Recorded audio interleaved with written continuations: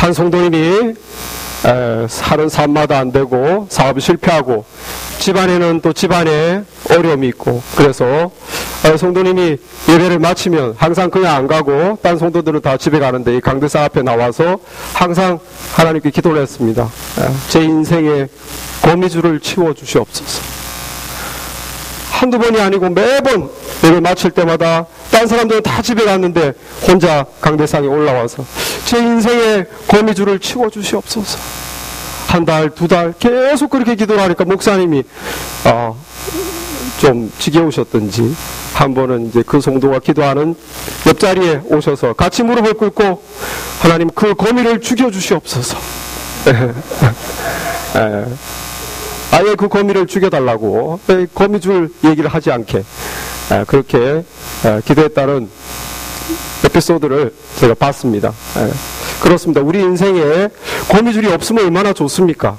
인생이 환하고 탄탄대로가 펼쳐져서 좋은 일만 생기고 나쁜 일은 없고 나를 괴롭히는 거미가 없으면 얼마나 좋겠습니까? 그런데 우리 인생에는 거미줄이 있어요.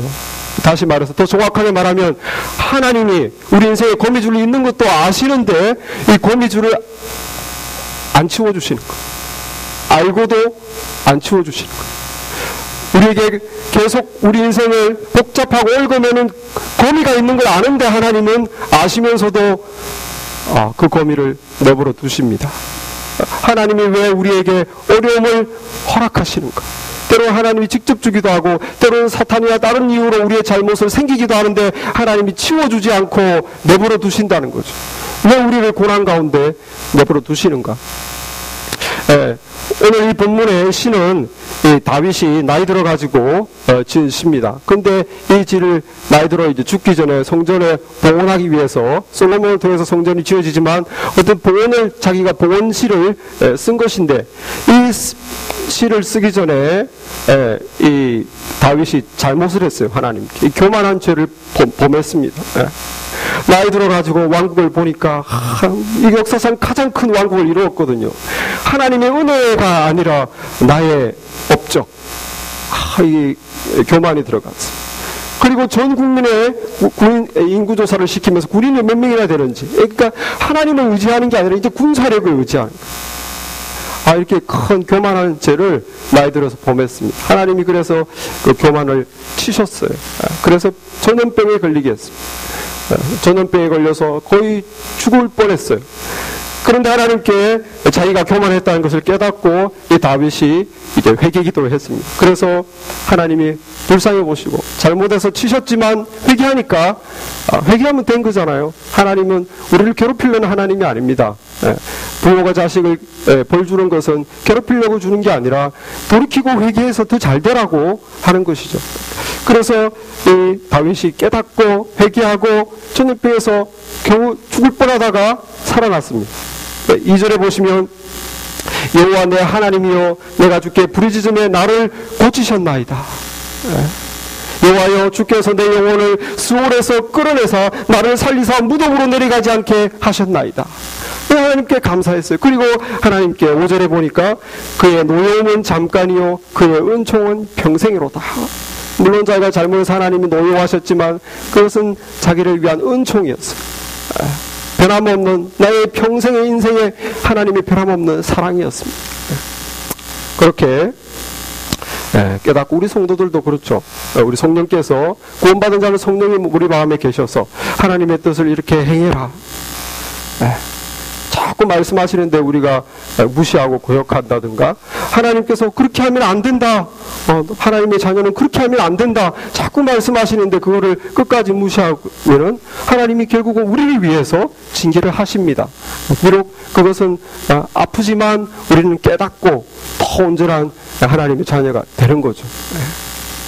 그렇게 우리의 잘못으로 고난이 오기도 하지만 이 다윗이 자기 인생을 생각해 보니까 이렇게 자기가 잘못해서 병 걸려서 회복되면서 자기 인생을 생각해 보니까 인생에 참 좋은 일도 있었고 어려운 일도 있었는데 잘못이 없었는데 자기가 하나님께 잘못한 것이 없는데 인생에 어려움이 있었다는 것을 깨달았습니다. 그가 우리가 알다시피 목동으로 10대에 양을 치고 있을 때 사무엘이 가서 왕으로 이렇게 기름을 부었어요. 2대 왕으로. 그때 사울이 막 교만해가지고 막 자기 마음대로 할 때였죠. 그리고 왕으로 기름 부음을 받고부터 다윗이 승승장구, 블레셋이라는 사람이 쳐들어왔고 그들의 적장 골리앗이 있는데 모두가 싸우려고 하지 않는데 다윗이 나가서 예수 만군의 여호와의 이름으로 나아간다면서 골리앗을 싸워 물리쳤습니다. 사울도 백성도 다 다윗을 높이며 사울은 그 공으로 이스라엘 장군의 장군으로, 이스라엘 군사들의 장군으로 다윗을 세웠어요. 전쟁할 때마다 승리를 하는 거예요. 백전백승. 인생이 쫙쫙 탄탄대로가 펼쳐집니다. 계속 승진되고 2인자까지 자리에 올라갔어요. 그렇게 참 평탄할 때 다윗이 어떻게 했는가? 그때 이렇게 자기가 노래했죠. 6절에 내가 형통할 때 말하기를 영원히 흔들리지 아니하리라. 나는 흔들림이 없다. 7절에 여호와여 주의 은혜로 나를 산같이 굳게 세우셨습니다. 주님의 은혜로 나를 산같이 끄떡없이 세우셨습니다. 내가 믿음 생활 잘하니까 하나님이 이렇게 축복하시고 높이시고 온 백성이 나를 좋아하고. 그런데 갑자기 인생의 어려움이 다윗에게 찾아와. 다윗이 잘못한 것은 아무것도 없어요. 갑자기 어려움이 찾아왔어요. 그 어려움은 사울 왕이 질투를 함으로 말미암아. 온 백성들이 사울은 천천히요 다윗은 만만이다. 다윗을 더 좋아하고 다윗을 더 높이니까 이 왕의 눈이 뒤집어져서 왕의 남자의 질투가 더 무섭죠. 그래서 이 다윗을 죽이려고 이제 그렇게 사랑하던 다윗을 이제는 죽이려고 난립니다. 졸지 하루아침에 다윗은 좋은 국토를 도망다니는 도망자의 신세가 됐어요. 이 집 저 집 또 군사가 쳐들어오면 또 딴 곳으로 심지어는 다른 나라로 망명을 여러 번 망명까지 했어요. 다른 나라까지 다윗의 신분을 알아볼까 봐. 다윗 옷이 워낙 유명하니까 한 번은 미친 채 하면서 침을 자기 수염에 흘리기도 했습니다. 얼마나 비참해졌습니까? 하나님이 나를 왕으로 기름 부었는데 내가 지금 무슨 신세입니까? 도망다니면서 그것도 왕이 나를 죽이려고 하고 전국에 숨을 곳도 없고 남의 나라까지 가서 미친 사람 신세를 얼마나 길었는가? 10년이 넘었어요. 10년이 넘는 세월을 그렇게 도망다니면서 겨우 목숨을 유지하면서 하나님께 원망도 많이 했습니다. 시편을 읽어보시면 아시겠지만 시편에 하나님께 주여 어느 때까지니까? 내가 언제까지 고난을 받아야 됩니까? 하나님의 뜻이 뭡니까? 왜 내가 이 어려움을 당합니까? 다윗이 그런 토로하는 것이 많습니다. 때로는 하나님을 의심하기도 합니다. 정말 나를 사랑하시나? 정말 나를 왕으로 세울까? 하나님을 신뢰하지 못하고 그 믿음이 흔들리지만 끝까지 가냘픈 믿음의 밧줄을 잡고 있는 다윗을 우리가 시편을 통해서 많이 알 수 있습니다. 우리도 마찬가지입니다. 우리가 7절 말씀에 보면 다윗이 그 어려웠을 때 하나님께 기도하는 장면이 나오죠. 7절 말씀에 주의 은혜로 나를 산같이 굳게 세우셨더니 이렇게 당당하다가 갑자기 주의 얼굴을 가리심에 하나님의 얼굴을 비추어서 하나님의 은총을 보고 하나님의 얼굴을 보는 것 같이 인생이 그렇게 밝았는데 어느 날 주님이 얼굴을 가리셨다는 거예요. 내 인생의 얼굴을 가리니까 내 인생의 근심이 가득 찼습니다. 내가 근심하였나이다. 근심하면 어떻게 됩니까? 기도할 수밖에 없죠. 8절 여호와여 내가 주께 부르짖고 여호와께 간구하기를 내가 무덤에 내려갈 때 내 피가 무슨 유익이 있습니까? 내가 죽어서 무덤에 내려가면 내 피가 하나님이 볼 때 무슨 유익이 있습니까? 왜 나를 죽이게 내버려 둡니까? 진토가 어떻게 주를 찬송하며 주의 진리를 내가 죽어서 흙이 되면 어떻게 주를 찬송하겠으며 어떻게 주의 진리를 말하겠습니까? 내가 죽는 것이 좋습니까? 10절에 여호와여 들으시고 내게 은총을 베푸소서 여호와여 나를 돕는 자가 되소서. 그렇게 10년이 넘는 고난의 생활을 당했습니다. 우리 인생도 우리 성도들도 다윗과 똑같아요. 우리가 하나님을 잘 믿는다고 믿는데 기도 생활 말씀 생활 열심히 하는데 남들보다 하나님을 더 가까이 한다고 생각하는데 왜 내 인생을 이렇게 내리눌리는 고난에 나는 빠져야 하나? 하나님은 왜 나를 누르시는 이 무거운 짐을 가져가지 않으시는가? 내 기도를 들으시지 않으시는가?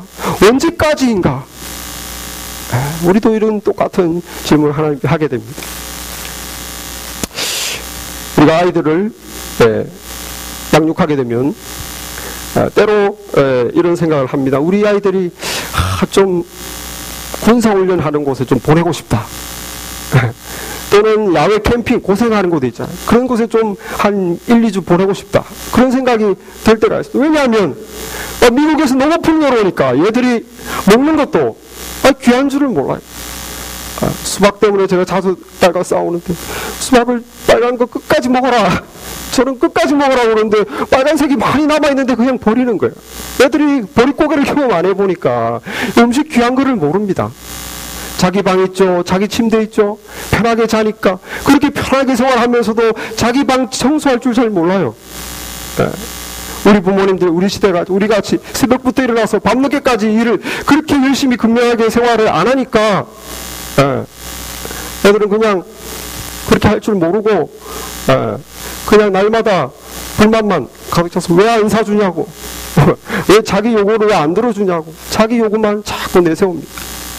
이런 애들을 갖다가 그냥 군사훈련 하는데 좀 보내가지고 밥도 정말 안 좋게 나오고 잠도 못 자게 하고 아침 새벽같이 깨워가지고 고생 찔찔 시키는데 한 2주 보내면 애들이 어떻게 될까? 애들이 부지런해지고 빠릿빠릿해지고 조그만 거에 하나님께 감사하고 이렇게 되지 않겠습니까?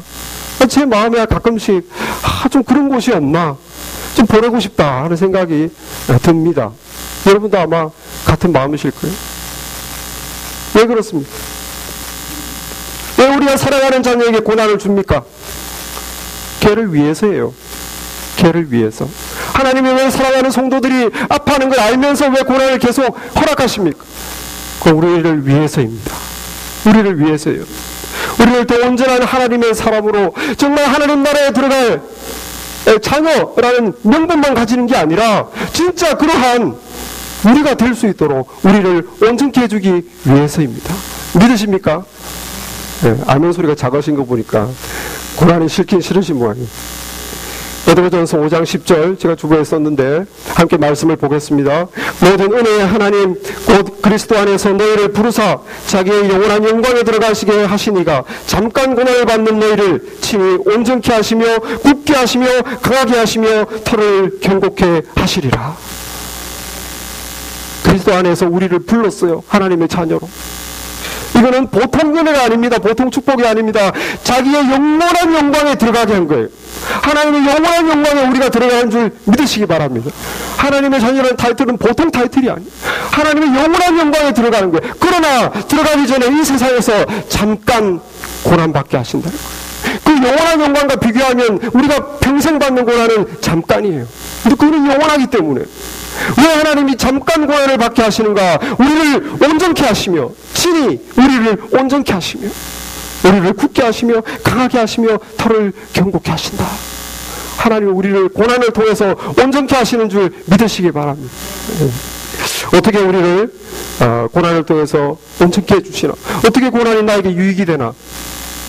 첫째는 고난이 임하면 겸손해집니다.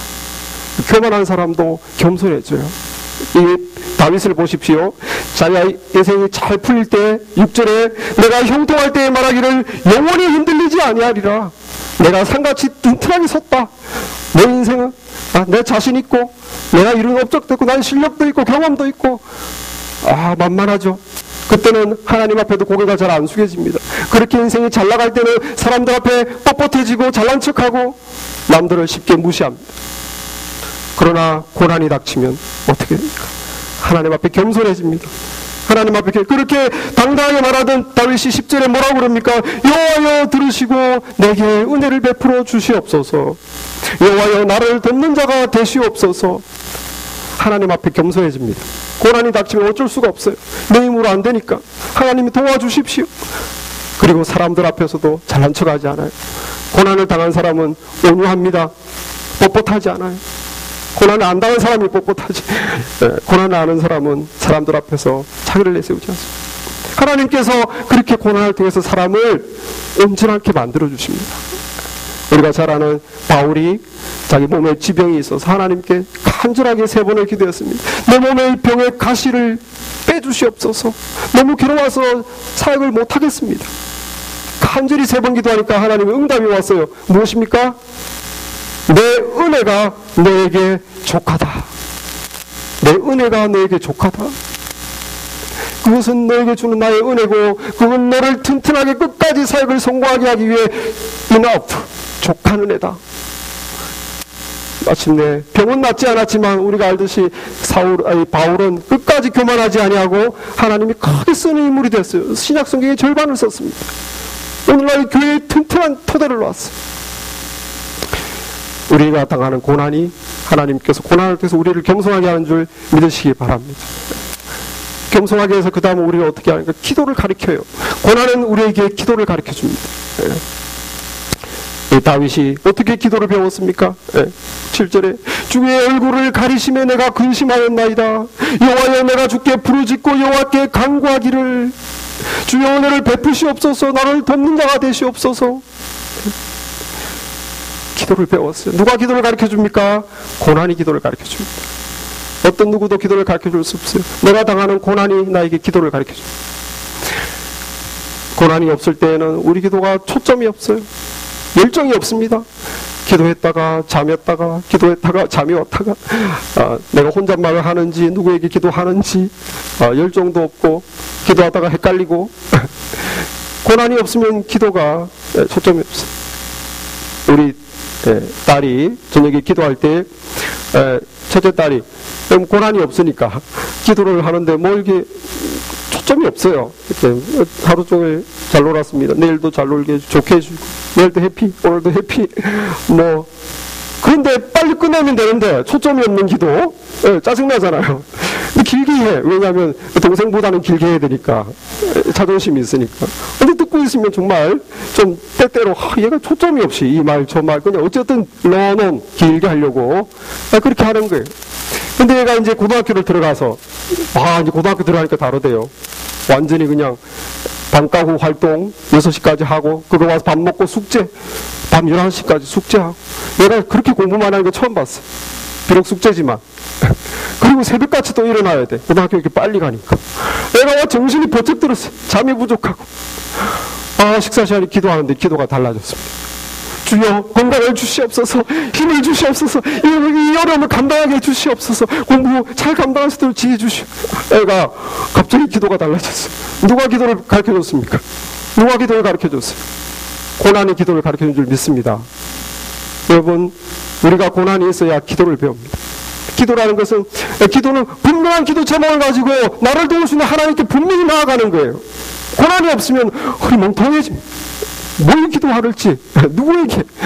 그러나 고난이 나를 정신이 바짝 차리게 하는 거예요. 고난이 온전하게 만들어준 줄 믿으시기 바랍니다. 하나님께서 친히 온전케 하시며 하나님의 자녀. 고난이 우리를 고난을 통해서도 어떤 이익을 얻는가? 무엇보다도 고난을 통해서 하나님을 만나는 거예요. 평안할 때 하나님 만나기 어렵습니다. 하나님 안 찾으니까. 그러나 고난 때는 하나님을 찾는 거예요. 비록 내가 아쉬워서 찾지만 찾으면 하나님을 만나주십니다. 아멘. 하나님을 경험하는 것은 고난을 통해서 경험합니다. 이 다윗이 몸이 아파서 병을 낫게 해주시옵소서. 내 교만으로 전염병에 걸렸는데 주여 용서하여 주시옵소서. 간절히 기도해서 고침을 받았어요. 2절에 여호와여 내 하나님이여 내가 주께 부르짖으며 나를 고치셨나이다. 기도해야 고침을 받는 겁니다.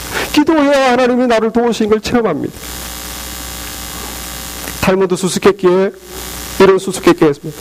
왜 우리 눈동자는 흰 동자와 검은 동자가 있는데 왜 검은 동자를 통해서만 세상을 보는가?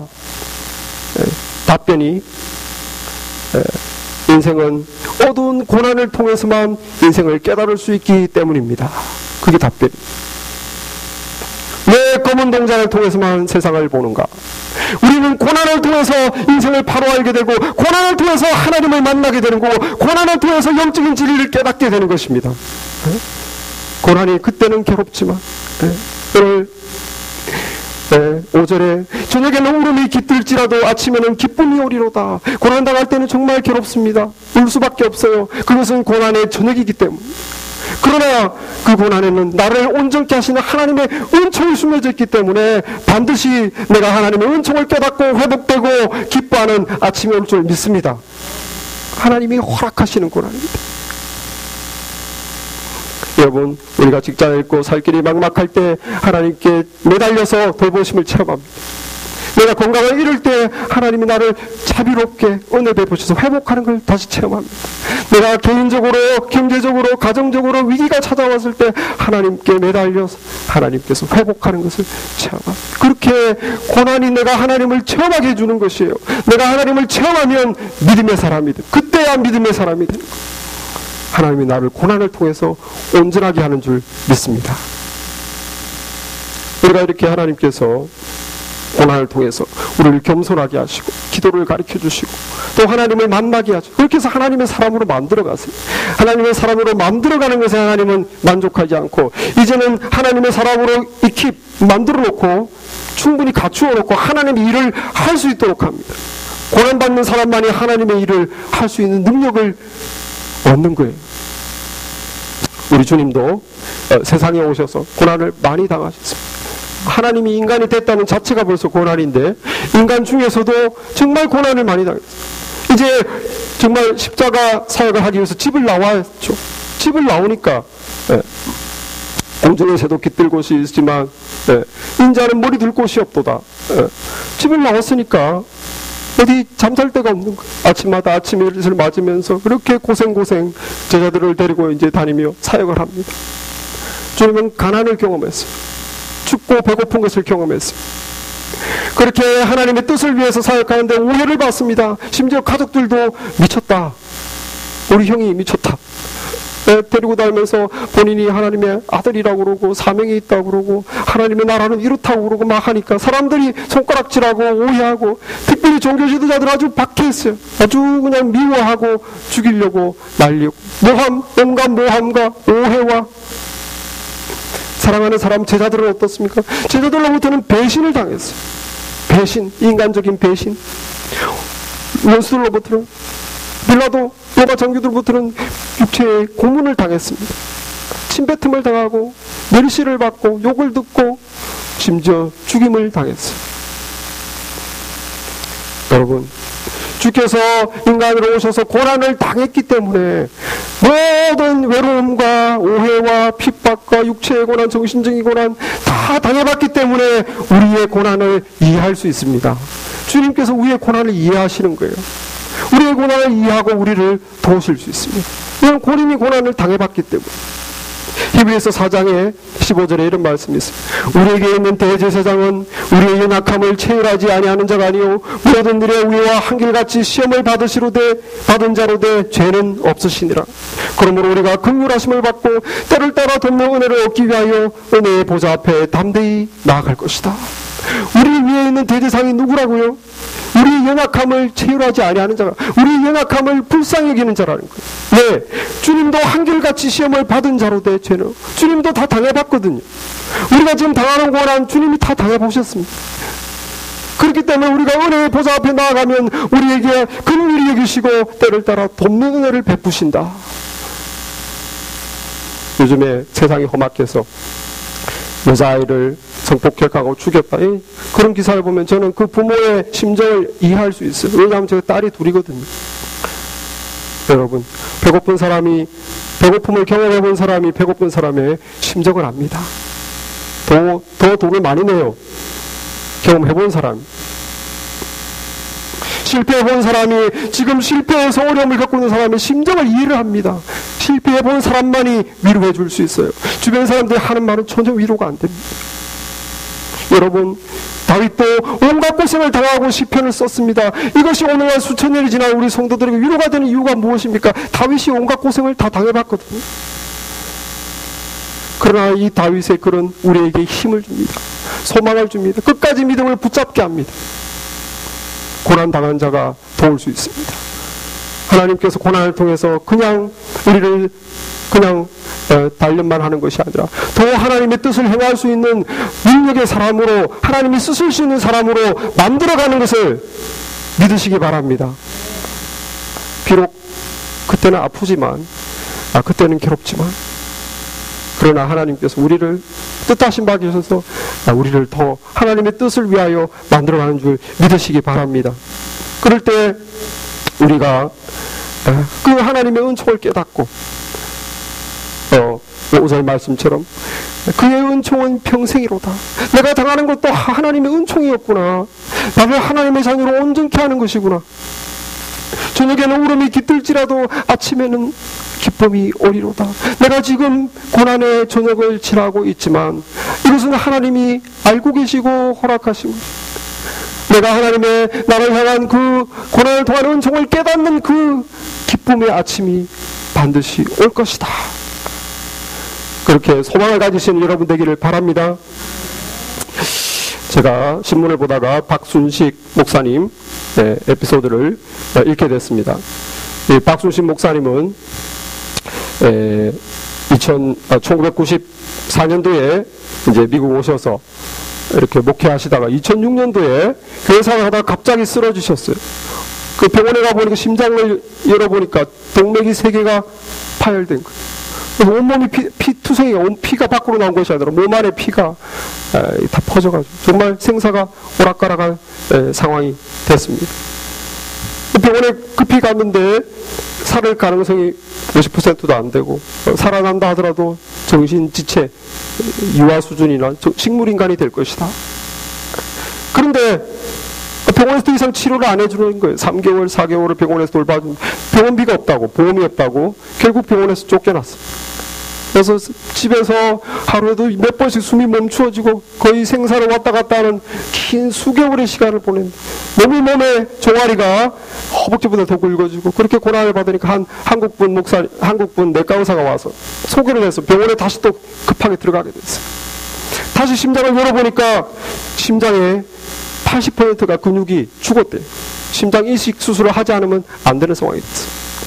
병원에서는 돈이 없다고, 의료보험이 없다고 안 해준다는 거예요. 온 가족이 매달리고 하나님의 도움을 구했습니다. 기적 같은 소식이 갑자기 들렸어요. 갑자기 간호사가 오더니만 USC, University of Southern California, 남가주 대학병원에서 심장 수술을 무료로 해주기로 했다. 그리고 병원의 모든 치료비도 메디케이드로 처리되게 되었다. 갑자기 하늘에서 기쁜 소식이 들렸어요. 그래서 이제 그 수술을 받고 이제는 사나보다 하고 있었는데 수술을 안 해주는 거예요. 수술 안 해줘서 알아보니까 병원에서 병원 관계자가 오더니만 당신 몸에서 에이즈 바이러스가 발견됐다. 얼마나 수치스럽습니까? 에이즈는 성적인 죄를 지어서 생기는 것이. 이 목사님이 너무 당혹스러워, 너무 정신이 혼란스럽고 수치스럽고, 그렇게 병원을 이제 수술 받는 걸 포기하고 떠나려고 하는데, 그날 사람이 와가지고 맨날 미스터 킴 하던 사람이 갑자기 그날은 패스터 김 목사님, I'm so sorry. 우리가 we had a mistake. We made a mistake. 우리 실수였습니다. 실수였대요. 실수했다고 그래서 급하게 수술을 했습니다.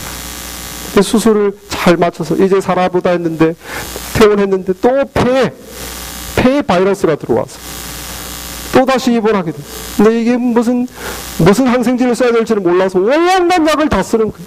이때 목사님 말로는 자기 심장 수술할 때보다 더 괴로웠대. 이 폐 바이러스를 잡기 위해서 수개월을 별의별 약을 다 쓰고 사람을 거의 죽을 지경에 이런 거였습니다. 그 수년간의 이 생사의 기로에서 이 목사님이 항상 하나님께 이렇게 기도했답니다. 처음 수술 후에 너무 고통이 심해 몰핀으로 진정이 안 되어 이가 갈릴 정도로 통증을 겪으면서 하나님께 회개기도와 함께 기도한 것이 있습니다. 그것은 좋으신 하나님이 무엇 때문에 저에게 이런 테스트를 주는지 모르겠지만 제가 이 테스트에 꼭 100점 맞도록 해달라는 것과 그 시험 기간을 단축시켜달라는 것이었습니다. 내가 도대체 뭘 잘못했길래 이 고통을 하나님이 나에게 주는지 모르겠지만, 하나님, 내가 이것이 하나님이 주는 테스트라면 100점 맞게 해주십시오. 그리고 이 고통의 기간을 단축시켜 주십시오. 너무 괴롭습니다. 이렇게 계속 기도로 그 어려움을 이겨내고 마침내 이제 건강을 회복했어요. 건강을 이제 회복하고 이렇게 목사님 말합니다. 에이즈가 있다고 판명되는 그날 밤 가족들이 돌아간 후 홀로 병실에서 하나님께 불평하지 않고 하나님이 내게 허락하신 것을 다 감사하고 오늘 내가 에이즈로 죽어도 하나님 아버지 집에 가는 것에 대해서 깊은 감사를 드린 것을 하나님이 받으셨습니다. 여러분 얼마나 기가 찹니까? 보통 사람 같으면 그 상황에서 에이즈란 말을 들으면 고난받는 것도 괴롭고 죽겠는데 거기다가 억울한 병까지 자기가 오해를 받는다면 얼마나 하나님께 원망과 불만과 불평이 쏟아져 나오겠습니까? 그 상황에서 이 목사님이 하나님께 홀로 남겨진 병실에서 끝까지 하나님께 불평하지 아니하고 내게 허락하신 것을 오히려 감사하고 지금 죽어도 내가 하나님 아버지 집에 가는 것에 대해서 감사기도를 드렸다. 놀라운 신앙이죠. 사람들이 이 목사님의 이런 참 에피소드를 알고 사람들이 찾아와서 묻습니다. 저에게도 희망이 있습니까? 우리 가족에도 희망이 있습니까? 우리가 이런 형편입니다. 이런 고난이 있습니다. 그때 목사님이 그럴 때 이렇게 말씀하십니다.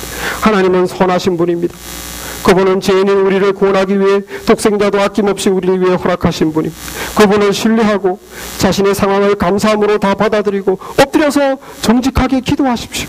그러면 하나님께서 들으시고 응답하실 것입니다. 선하신 하나님을 믿으시라는, 선하신 하나님을 끝까지 신뢰하시기 바랍니다. 그리고 지금 있는 상황을 오히려 감사함으로 받아들이고 하나님께 정직하게 기도하면 하나님께서 반드시 기도를 들으시고 응답해 주신다.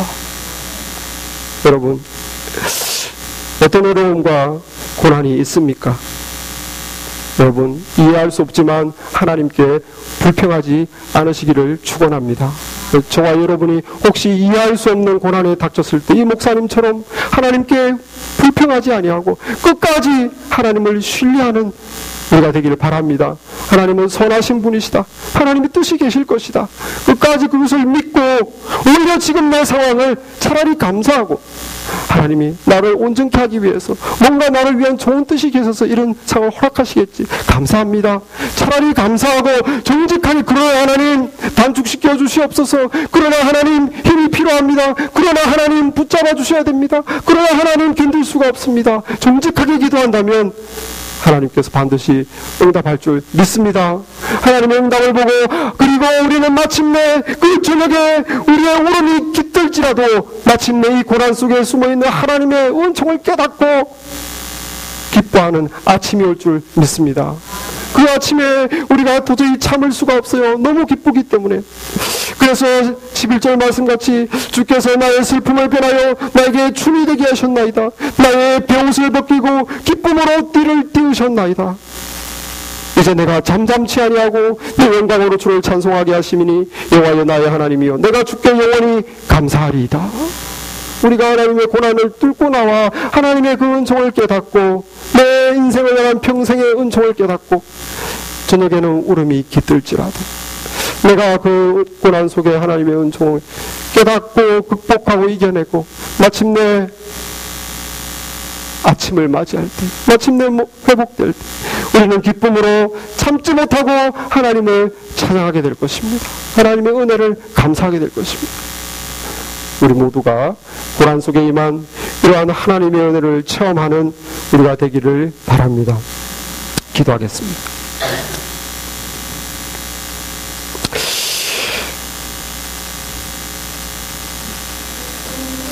하나님 아버지, 주께서 인생들에게 기쁠 때와 슬플 때를 골고루 허락하셔 주세요. 아버지 하나님, 우리가 인생이 이해가 되지 않지만 하나님의 아버지 하나님의 고난을 통하여 온전히 우리를 새롭게 하시고 하나님의 온전한 자녀로 삼으심을 아버지여 믿음으로 아버지 바라보게 하여 주옵소서. 아버지 고난의 괴로움을 이겨내며 아버지 하나님 선하신 하나님을 믿는 아버지 그 신뢰함과 아버지의 감사로 말미암아 우리를 내려누리는 모든 고난을 오히려 이겨낼 수 있도록 주여 은총 베풀어 주시옵소서. 모든 것을 주께 의지하며 예수님 이름으로 기도했사옵나이다. 아멘.